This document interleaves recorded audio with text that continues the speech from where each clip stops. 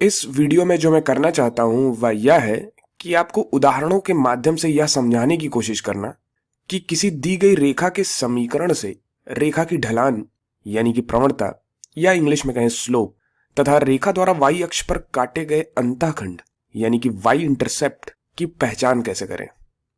चलो हम शुरुआत करते हैं रेखा के ऐसे रूप से जिसे हो सकता है हम पहले से जानते हो। मान लो हमारे पास समीकरण है y बराबर 5x प्लस 3। इस उदाहरण में रेखा की प्रवणता और y अंतःखंड क्या है? क्या आपने रेखा के इस रूप को पहचाना? नहीं पहचाना? कोई बात नहीं, आइए आपको याद दिलाता हूं। चूंकि हम पहले से जानते हैं रेखा के ढाल अंतःखंड रूप के बारे में, यानी कि रेखा के स्लोप इंटरसेक्ट फॉर्म के बारे में हम जानते हैं, जो कि होता है y is equal to mx plus C, जहां m होती है रेखा की प्रवणता यानी कि स्लोप या फिर कहें ढाल, तथा c होता है रेखा द्वारा y अक्ष पर काटा गया अंतःखंड यानी कि y इंटरसेप्ट। इसे हम शॉर्ट में y अंतःखंड भी बोल सकते हैं। अब इस समीकरण को यदि हम देखें तथा इसकी तुलना इस समीकरण से करें, हम y बराबर mx प्लस सी से करें, तो m क्या होगा? यहां पर m होगा x का ये गुणांक जो कि 5 है, तो यहां m होगा 5 के बराबर, यानी कि स्लोप हमें मिलता है 5, प्रवणता मिलती है 5,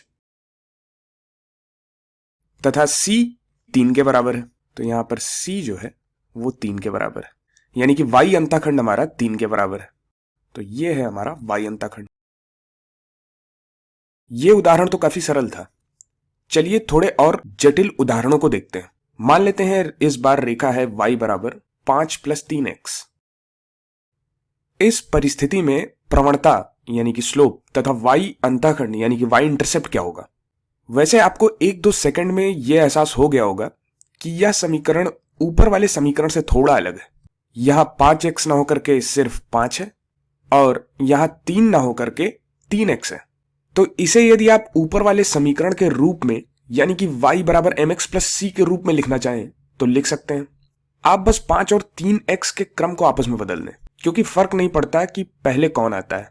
यहां पे बस हम 5 और 3x को जोड़ रहे हैं, तो इसे हम लिख सकते हैं 3x प्लस 5। तो इस रेखा को हम लिख सकते हैं y बराबर 3x प्लस 5। अब y बराबर 3x प्लस 5 की तुलना हम y बराबर mx प्लस सी से करें तो हमें m मिलता है 3 के बराबर, यानी कि जो इस रेखा की प्रवणता है, स्लोप है, वह 3 के बराबर है, और c 5 के बराबर है, यानी कि y अंतःखंड 5 के बराबर है। तो इस रेखा के द्वारा y अक्ष पर काटा गया अंतःखंड 5 है। तो ये पहला उदाहरण हमने किया, ये दूसरा उदाहरण था। चलो एक और तीसरे उदाहरण को देखते हैं। मान लेते हैं हमारे पास समीकरण है y बराबर 12 माइनस एक्स। मैं चाहूंगा कि आप यहीं पर इस वीडियो को रोकें और देखें कि क्या इस रेखा की प्रवणता व y अंतःखंड आप ज्ञात कर सकते हैं। आया क्या उत्तर आपका? आओ देखते हैं इसे। यह कुछ पिछले प्रश्न की ही तरह है। रेखा का यह रूप जो कि y बराबर mx प्लस सी से लिखा है, यह स्टैंडर्ड स्लोप इंटरसेप्ट फॉर्म है, यानी कि मानक ढाल अंतःखंड रूप है। इसमें हम क्या देखते आए हैं? इसमें हम देखते आए हैं कि x का पद पहले लिखा है, उसके बाद में योग के साथ एक नियतांक लिखा हुआ है, यही हम देखते आए हैं। तो क्यों ना इस रेखा को y बराबर 12 माइनस एक्स को हम इसी रूप में बदल लें, यानी कि इसमें x के पद को हम पहले लिख लें, उसके बाद में हम नियतांक को लिख लें। तो यह हो जाएगा y बराबर माइनस एक्स प्लस 12।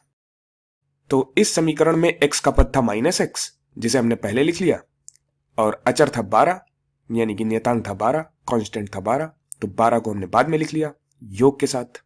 तो इसे देखकर आप तुरंत पहचान लेंगे कि जो हमारा नियतांक था यहां पर c था, वह यहां पर 12 है, और यही तो हमारा y इंटरसेप्ट यानी कि y अंतःखंड था।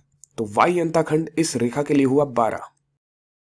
फिर आप कहेंगे कि x का गुणांक तो प्रवणता होती है, तो यहां पर x का गुणांक क्या है? यहां पे x के साथ माइनस का चिन्ह है, तो आप कहेंगे x का गुणांक यहां पर -1 है, यानी कि इस रेखा की प्रवणता जो कि x का गुणांक है वह -1 है। चलो एक और उदाहरण को करते हैं। मान लेते हैं हमारे पास समीकरण है y बराबर 5x।